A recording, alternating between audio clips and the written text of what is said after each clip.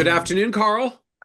Hello, Michael. How are you? I'm doing well. I'm doing well. I'm managing the very painfully hot season. It is the dead of summer as we are recording this, and as I've probably noted on this podcast in the past, I'm a native Washingtonian of DC, and I love my hometown, and this is an amazing place to visit, but do not come here in July and August. Yeah, I can't It's just imagine. miserable. I It's can't hot, imagine. it's humid, no one wants to be outside. This is definitely the tough season for DC. Yeah. Yeah. I can't imagine. It's getting warm. We're having a little hot spell now, but at least it's cool in the mornings and it's not humid.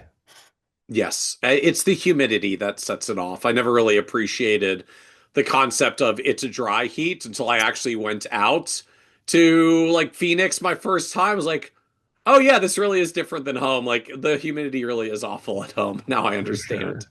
For I don't sure. think I got an appreciation for dry heat, but I definitely disliked No. the wet heat even more when I went Yeah. home afterwards. For sure. For sure. Well, what's on your mind today? Well, I was going to ask what's on your mind? What are you pondering in financial planning world these days? Yeah, I mean, funny you should ask. But let me just set up a premise here and Okay. then we can talk about it. So my favorite definition, and we all can define financial planning however we want, Okay. but my favorite definition and the type of financial planning that I'm most interested in Hmm. is this never-ending process of helping people align, and I'm thinking in a Venn diagram right now, like helping people align their use of capital in one circle. Okay. And there's always an asterisk by use of capital, and the asterisk is money, energy, time, and attention. I know we've talked about this before. So meta and an unfortunate, um, whatever they call I that. just acronym. I just would have Yeah, gone with meat I because know. Maybe I need to I'm a change it. meat fan. Money, energy, attention, and time. So meat. And but the other and that part's really interesting. And I want to make two corollaries actually. Like, so that circle, your use of capital. And the other circle is what's important to you. Okay. So the alignment, like aligning your use of capital with what's important to you is my favorite version. You could say, you could call your use of capital your money, and you could call what's important to you your life if you wanted to. Like there's plenty of versions of this, but Okay. what I have been so, I mean, I don't know what the right word is, thrilled and stoked about lately is how much fun it is to spend time trying to figure out what's important to you. And really for the sake of what we're talking about, like it's so much fun to help other people try to figure out what's important to them. I thought that that was the easy part. I thought that was going to be, oh, tell me your goals, like I thought that was, so naive. It turns out we don't know. We don't know what's important to us. And so, in fact, there's a great David White in one of his books, and I can't remember which one right now, says, only slowly do we learn what we really care about and allow our outer lives to be allow our outer lives to be aligned with that gravitational pull.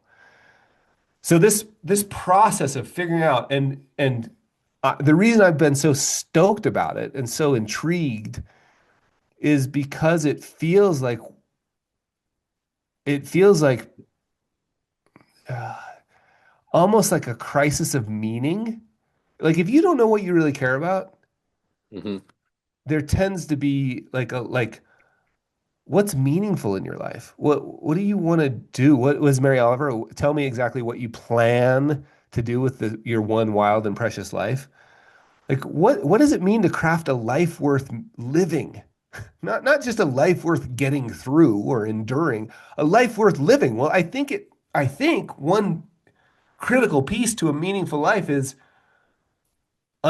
or at least continually trying to get narrow in on what's important to you. And how amazing is that that's at the core of financial planning. So I just want to talk, I think it'd be fun to talk a bit about how exactly, what are the things we can do? I mean, first of all, is this true? Do you agree, disagree? Yeah. Second, what are some things we can do to help clients get more clear about what's actually important to them? I'm I think certainly to me there's a part of this that's striking. So on the one hand, I mean, uses of capital aligned to what's important to you kind of feels like a version of tell me your goals and we'll create a plan to put you on a path to Sure, to achieve your sure. goals, right? Like the plan is how you're going to use your capital That's right. to achieve your goals. Not So a new idea. yeah, yeah, I know, I'm not knocking it, just like Yeah, it's how I like translate it back to I guess my roots, my upbringing in the business. I think what strikes me as you frame it is almost all of our training is in financial planners is the how to align capital yeah, part, yeah. not the are you sure you're aligning it to the right thing, right? There is Right, a right. kind of implicit you know clients come in and explain their goals and circumstances and then we craft the plan and that presumes they can effectively articulate That's right. their goals and what's important to them in the first place. And I mean, I think we've talked about it in the past on this podcast as well. I also have this mindset of I used to have clients come in and ask and I would ask them about their goals and then we would craft a plan. And now I kind of jokingly say like I never believe them when they tell me what their goals are. 'Cause, like Sure, sure. I don't think you've actually spent enough time to really figure out what you think those goals are. So That's right. what you're saying connects to me in that frame, but there's I don't know if it was intended. It feels like when you frame it this way, use of capital, what's important to you, we're like one step further down beneath the surface, or like I don't know, goals are like this superficial thing we build on top of what's important to you, and Yeah, yeah, I tease the goals part, but like you're even further down, and oh yeah, yeah. they might not even really actually know what's important to them. I mean, look, I think we should, this isn't a knock on, this is just like part of the human condition. I think we should assume that we personally don't know what is important to us and that clients don't know what is important to them. We don't. And that David White and a million other people is Covey. The last thing you'd want is to build a ladder, spend your whole time building and climbing a ladder only to find out it's leaning against the wrong wall. That's another, like these things are cliche for a reason. Yeah. David White saying only slowly do we learn. It's we should just go into the conversation assuming with deep empathy and not judgment that the $5 million in a sailboat when we said what do you want is and you're really nice like you said like I don't believe them. I almost in my head I have this idea of like I in my head I can see my thought like cute story like Yeah. yeah and this has only gotten worse because of Instagram, right? Like and Mm. Renee Girard's work around mimetic desire, Luke Burgess's book Wanting, like all of this is pointing to the same idea. We don't know what we want. And and how many times have you seen this play out? Like we thought we were going to enjoy retirement. We thought the second home was important. I mean, second homes, come on. Like are we even at 50-50 in terms of people after they get one keeping it? A Yeah. boat? Like all of these things we have some idea because maybe we saw it on the Mm. internet or our friends are doing it. Mm. I don't know if I've told this story here, but have I told this? Gretchen Rubin told this story about she was at a party. I don't think so. Okay, so Gretchen Rubin told me this story on 50 Fire. She was at Gretchen Rubin, the Happiness Project, amazing, really thoughtful human. She was at a party and she and her family were going to somewhere in Colorado during the winter. They were going to a resort town during the winter. And the lady said, "Oh, great, because you ski." And Gretchen was like, "No, we don't ski. We just like to be in this place and we like winter and it's cool to look out the window and Hmm. maybe go sledding or something, get some hot chocolate, like whatever." And the lady like, "You gotta ski, you gotta ski. Like it's so fun. You'll love it." Like she knew where they were going. She's like, "You should do this." And you like spent like 15 minutes berating her about how she should ski. And Gretchen was like, "We don't ski." And the lady leaves. Goes to talk to some other people, comes back 15 minutes later and is like, "Gretchen, you know what? I don't like skiing either." She It's was like, not where "I I just thought that was going. Yeah, she was like, I just realized I didn't know that you were allowed to not like skiing. Like, if you're gonna go, so her whole point really was like, man, what do we really want? So I just want to introduce a concept that I've been calling forcing functions. And Okay. one way to help clients get clear about this and is to just run small experiments, right? So sailboat, $5 million in a sailboat. Like we could pick anything, right? Have you been on a sailboat? Well, you haven't. Okay, maybe like let's go out for an hour. Like we're just gonna run small experiments. And I think of these as forcing functions. Like you could take like a pottery class or going to art museums. Like you could design anything. I'm currently using big adventure motorcycles as a forcing function. Like I got a motorcycle with my son. We're riding them up in the mountains. These are the kind of bikes that can go on the road and off the road, and you pack them up and you go out for 2 or 3 days. It's Mm. not about the motorcycle. It's not about the pottery class. It's not about the art. It's about the forcing function will ask you questions, right? So if you sign up for to become a to get better at yoga, well, when the day comes that you've got to go to pottery class, yoga, whatever, you're gonna be forced to ask yourself a question. Do I care Like, about this more than the 15 other things I could be doing right now? How much do I care? What type of person am I? I signed up for this thing. Am I going to go?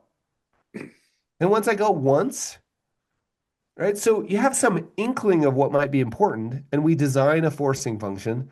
And the point of the forcing function is not the thing. The point of the forcing function is the questions it will demand of you. And this is something you do with clients, right? Like, gosh, I'd really like to be more involved in my community. And you and I are both like, okay, like you're saying, I believe you, but let's test this. And I'm saying cute story. So we write down more involved in community. Three meetings later, we say, hey, you know that more involved in community thing? Like, is that still on your mind? Yeah. And then we can say, okay, what would that look like? I mean, none of this should be new to anybody listening. But if we start to understand, it's actually not about being more involved in the community. It's about the questions it's going to force us to confront to decide what we mean when we say something's important to us. I think I'm struggling a little bit in listening to this. Like, or if I start trying things as you're highlighting here, like, am I, is the question's coming to mind, am I finding what's important to me or am I just finding what I like and don't like? Right. I tried the pottery, wasn't really into the pottery class, did the art museum, like really enjoyed that. It was kind of neat to walk around and see the things. Like, is that a difference between the Hmm. two? Or Hmm. again, I That's a feel really like good question. what do I like? I don't mean this in a negative way, but what do I like feels a little bit more superficial. What's important to you, again, feels like this like really deep rooted Yeah. thing. So Yeah. No, you know, how it's a how how really do I how do I make sure I'm getting to the important part and not just yeah. the what do I like part? Or maybe that's good enough that I get to the what do I No, like no, part. no. If I I do love more things that I like, I feel like I should be happier. no, it's a really good, that's a really important distinction. I guess when I was thinking of art or pottery class, I was thinking of like, what is the value that I'm hoping to capture from that experience?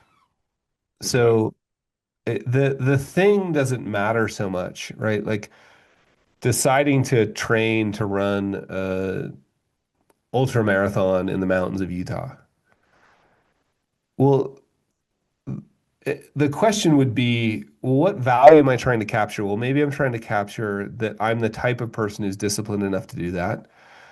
Maybe I'm trying to capture a sense of community because I'm going to run with my friends. Maybe I'm trying to capture a sense of health. And so it's the expression of the value that we're trying to understand. Like I'd really like to, man, I've always loved art. I'd like to go to more galleries. Well, that's amazing. What is it that you hope that that would do for you?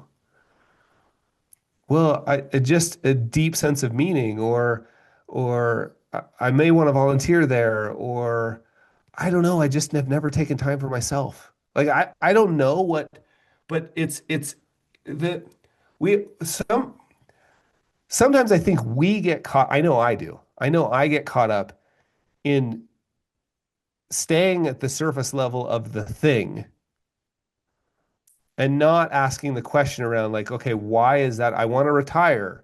I want a second home. Well, what is it about the second home? Oh, it'd be a place to gather. We'll see. As soon as we get like gather with the family, Yeah. now we've got something that we can That experiment with. that that you frame it that way reminds me, client a long time ago, uh, say Sherry for anonymity purposes, what was similar in that vein. She was coming up on retirement and she wanted to buy the vacation home in Myrtle Beach, which Mhm. for like mid-Atlantic is the cooler place to go for the summers. Right. And it was like, why do you want to have a place down in Myrtle Beach? Oh, my grandparents had a place down there when I was growing up. I have very fond memories Mhm. of doing Mhm. these trips and seeing my grandparents. I want to like, I want to create that kind of family gathering experience. That's why your gathering comment struck it for me. She's like, she wanted to do the family gathering experience thing. And so uh like she went and did the vacation home and did the thing, and very much along the lines of what you said, like, and 3 years later it was like I love the gatherings with my children and grandchildren, and I really hate being a landlord of a second vacation home that's uh Yep. a Yep. 1,000 miles away from where I am, and ended Right. up selling the vacation home because she loved those memory moments, but it was too much trouble. And so it came back to a conversation. So then Sherry was then really upset, and like now she was grieving the loss of losing the vacation home and not being Yep. able to do the family Yep. gatherings, and realized like she had put herself through like a year of anxiety, self-inflicted torture between these family gatherings are really so important to me, but like I really don't like needing to Yeah. be Yeah. responsible for a second house. And that was really, really stressful for her. And the place that we then landed was to say, like, Sherry, why don't you just like buy really nice like 1 week getaways Yeah. Yeah. for like the kids Yeah. and the grandkids to, pick reasonably warm, beautiful locale in the Yeah. southeast. And there was like, oh, like we couldn't do that. That just costs too much money to do the thing. We kind of pushed her like, well, have you ever actually priced it out? And so eventually she did. I mean, this was a few years ago. These were like, I forget, like 15 or $20,000 trips for her to do one of these like 1 week getaways at a place that would work for her and the size of the family. And then we came back to her and like, but the place that you bought was like $400,000 or $500,000, and you financed it. You were paying $20,000 in interest to the Right. bank for the Right. place in Myrtle Beach before the upkeep of the property taxes and all the other things that were driving you bonkers. So, like, to be clear, this is cheaper for you. Right. Right. Like, I this get is actually less expensive, and you can do the gatherings and just go back to the place you like. And if you don't like it anymore, you pick a different one. And no. that became their thing. And it actually became Mm-hmm. a like rotating Mm-hmm. thing. They would do on your I forget where the place was. The on year was a place in Florida. Like it wasn't Marco Island, but something like that. And then the odd years, they would try a new location because basically they were trying to find something that might be better than the other one, but then they didn't want to do that too long. It's like, we'll go back to our number one spot. And in the off years, we'll try a new spot to see if that becomes the new number one. If That's it right. does, well, that'll be the new one going forward. If not, we keep going back to our other one. And like they rotated, I think 2 or 3 times over like 10 or 15 years, finding That's yeah, that's finding a places that upgraded, but it all came back to like she was so fixated building up on towards retirement to get like the vacation home in Myrtle Beach. And what it turned out was she didn't want a vacation home in Myrtle Beach. that's right. That's She right. wanted an opportunity to convene her family for a That's special right. experience every summer. Yeah, let's break this down because that's such a great story, and I can tell you hundreds well, I don't know if I can tell you hundreds, but I can tell you a lot of stories about that exact experience. And so to me, the thing, right, the Myrtle Beach. Let me just real quickly, so we have two. Well, Yeah. we've already had a couple more, but Morgan Housel on when he was a guest at the Society of Advice call, he and his wife Gretchen both ran experiments. And he thinks he should be a car guy. He grew Mm, up as a valet in Los Angeles, right? Everybody tells him he should be a car guy. He's got some money now. And so every once in a while but he's like, they don't do anything for me. He's like, if they did, I would buy one. yeah. But so what he does every once in a while is he rents one Okay. on a business trip. He goes to the Hertz counter and is like, you know what? It's 200 extra dollars. Give me the Porsche. Yeah. And he said every time, by the time he gets to drive off the lot, before he even gets off the lot, he's like, I admire this. This is beautiful. This is amazing, but I Uh-huh. don't want one. So what happened with that Myrtle Beach, with Morgan, with Gretchen Rubin, all those stories is there was a thing. Mhm. And what we're trying to get at, I mean, I just get so fired up about this because of the value advisors can add here. Like, if we can sort of um, ferret, if we can sort of ferret out, like if we can sort of discover Mhm. what's the value you're trying to realize. And sometimes around here we call that value creation and value capture. We think a lot about, okay, what's the value you're going to capture here? What's the value you're trying to express? Here's one more. I mean, my wife and I did this with going to movies and dinner with friends. We wanted to spend more time connecting with friends. We thought what you do because we'd seen it on Instagram, right? Like we'd been told since we were young, you go to a dinner and a movie with friends. That's what you do. So we did that like 3 or 4 months in a row. And we realized like the worst way to connect and build relationships with friends would be to a noisy restaurant and then to a theater.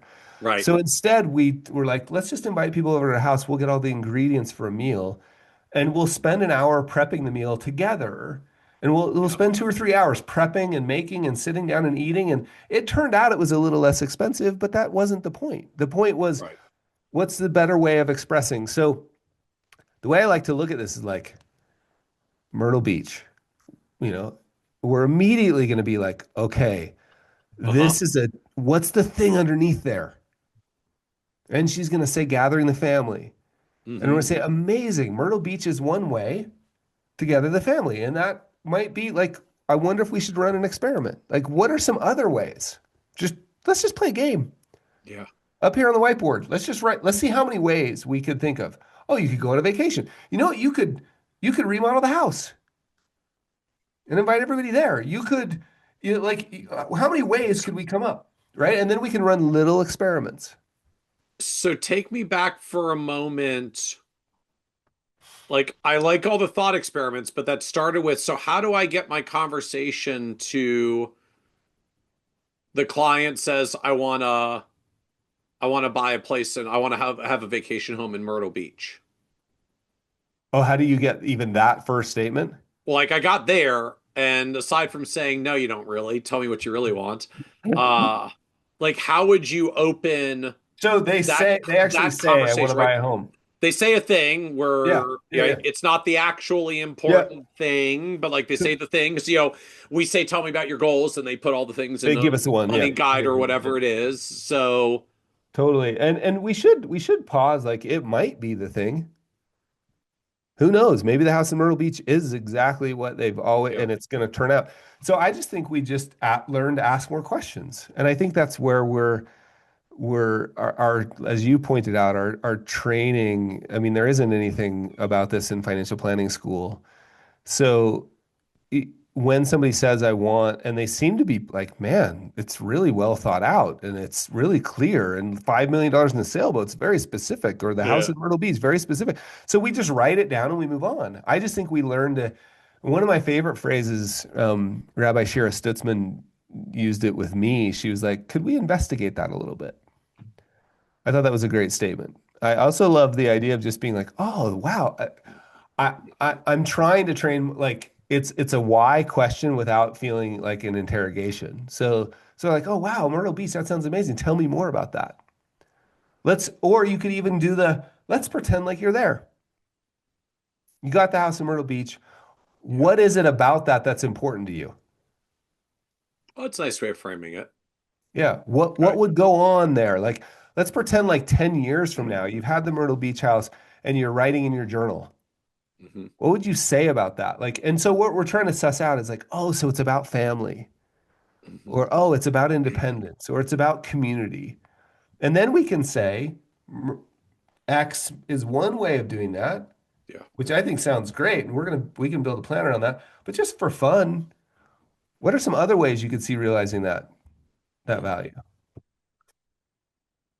Because it's funny to me, even the context of your comment earlier, like we try to do some things towards what we think is important, and it becomes a forcing function to create further clarity. So I'm like, so that's what Sherry did. The forcing function was bought Yeah, a house in Myrtle Beach, and yeah, 3 years later yeah, was tired of doing upkeep on second house yeah. in Myrtle Beach. I mean, that actually was a forcing function That's for right. her to get there. And I Not think that's a not good the best thing. financial deal with the in Yeah, and out on the real estate brokerage and the property taxes and the rest, but like sure. that actually literally was the journey for That's her. right. Like that should be celebrated. The question you're pointing to is, hey, was maybe there's a smaller, maybe there are other ways Yeah, to like do could it. we have Yeah. surfaced this earlier and gotten earlier to the heart of why are we really going down this road of the House of Myrtle Yeah. Beach? And then maybe we would have found a less expensive or less stressful way Yeah, to do the let's test to what could figure you this have out. done? Let's say she said, it's about gathering the family and Myrtle Beach has been fun. I have all these memories. So it's still Myrtle Beach. Like what's the Yeah. smallest experiment we could run? You're like, uh, how about Airbnb being a nice Myrtle Beach place for a week Exactly right. and see what it's Exactly right. like? That's exactly right. Like, have you tried? Like, I had this conversation with somebody who absolutely was sure they wanted to have a house in Southern California to spend the summers. And like, have you been there? Yeah, we go there for 2 weeks every year. I'm like, maybe should we just try a month? Like, have you lived there where you have to actually just do regular groceries and laundry and then you Yeah. still feel the same? Yeah, and I just think it's you don't know that stuff. You don't I think to some degree we're like your example of Myrtle Beach is great simply because it was a forcing function. And sometimes how great is it that you realize like you got the chance to ask yourself the questions and say, you know what, there's probably a better way to do this. And she made that change. Like that's a massive financial planning win for a client to be like, wow, now we're going every other year to different places and it's so much better and I don't have all the stress and the only way you knew that was you took a step forward, right? It just happened to be a really big step. Uh, but I like that ultimately that comes back to okay, right? So we're trying to align uses of capital with what's important to you, what's really important to you. That I was struck when I asked you like how would you frame that to the client? I mean, you had this mini mental exercise. Okay, like so picture yourself in the house of Myrtle Beach. We've done the thing. What's important to you about Yeah. what you've just created, right? Just, I mean, you're What's literally asking a version of the what's important to you about that, right? You've set a goal you stated a goal. What's important to you about that goal or that outcome? You know what I've done lately that's been Literally. fascinating? Yeah, I've used a lot lately. I've used like there are two options. Let's pretend like let's pretend like it works. You Hmm. know, I want to build this business. So I just use this with a friend. I want to build this business. It's an interior design business, and I'm going to have, 8 to 12 employees, and we're going to have this office. I was like, okay, that's amazing. Let's paint this whole vision. This is incredible. Now let's pretend like it worked. I want you to go in Hmm. and work with your favorite AI tool or your journal. Okay. And 3 years from now, after it worked, I want you to write the journal entry Okay. of it working. And then there was another option in this case. So there was two options. I was like, write both journal entries and see which one feels more, because it often can become so clear when you talk with somebody. Like one of them lights them up, Hmm. and one of them is like, feels like the responsible one, like the important one, Yeah. and it becomes very clear when you hear them repeat back. You're like, can I just point out to you like the energy? And you're giving the client the opportunity to do that by reading their own journal entries, right? And uh, your favorite AI tool has been really helpful with that. Like, hey, let me just talk to you about this experience. And then you read the journal entry and you're like, huh, becomes pretty clear which one's important. So again, we're just talking about ways to figure out what's actually important to us. Like what does it mean to craft a life worth living? What does it mean to craft a life worth planning for? Well, you got to have things that you care about. S- So take me back once more. I know we got to wrap up soon, but Yep. you've talked about like ways we can visualize this future or different alternatives about how we can go about it. You can start some conversations about what's important to you about that. You framed up some of this as forcing functions, I which to me love has it's my just like a more yeah. forcing Edge. word. Like forcing's Yeah. a strong word. So take us back now to like what are forcing functions? What am I doing with forcing functions? Is that like a different tool in my toolbox than some of the other conversations and approaches we're talking Yeah. about here? Yeah, I mean, it's one of my favorite ever since it was introduced to me by my friend Rob, which has got to be a decade ago now. It Forcing functions is just one way to think about the process of trying to figure out what's important to you, right? In David Okay. White's words, like only slowly do we learn what we really care about.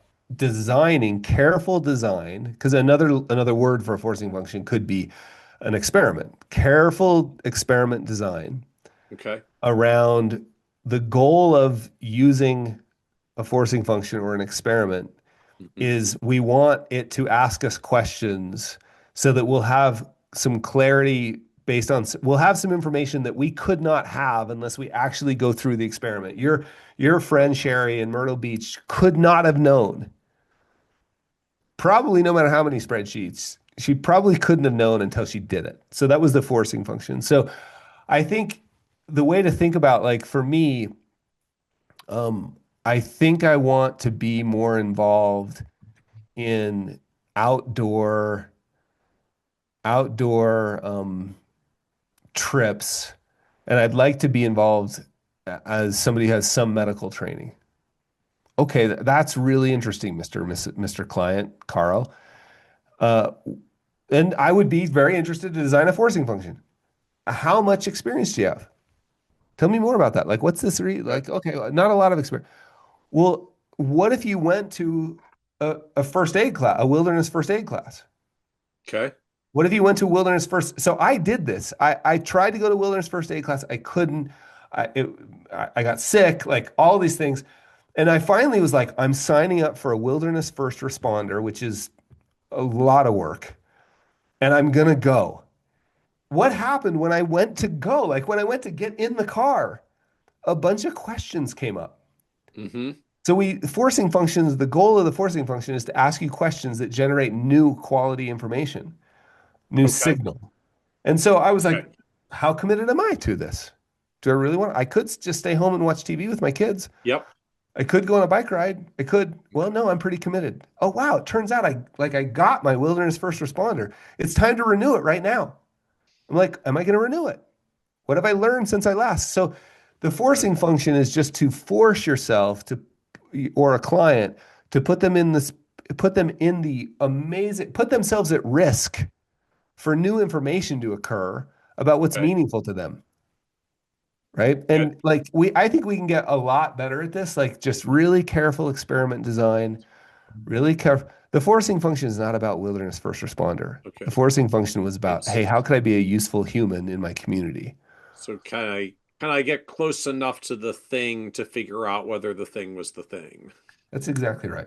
And I Okay. think the more playful we can be around it, like forcing Yeah, function yeah, has yeah. a hard edge, and I love that. But the more playful we can, like, hey, you know what? Let's just write some ideas on the board. Yeah. What if you went for an hour? What if you listened to a podcast? Yeah. Hey, I found this great book. It's Yeah. about exactly what you were talking about. Try Yeah. reading the book. You know, like to the Yeah. degree we can be the people helping people find deep meaning in their lives Yep. and calling it financial planning. I mean, come on. Yeah. How about that, Michael? That sounds beautiful. That sounds beautiful. Thank you, That's- Carl. yeah, cheers, Michael. That was really fun.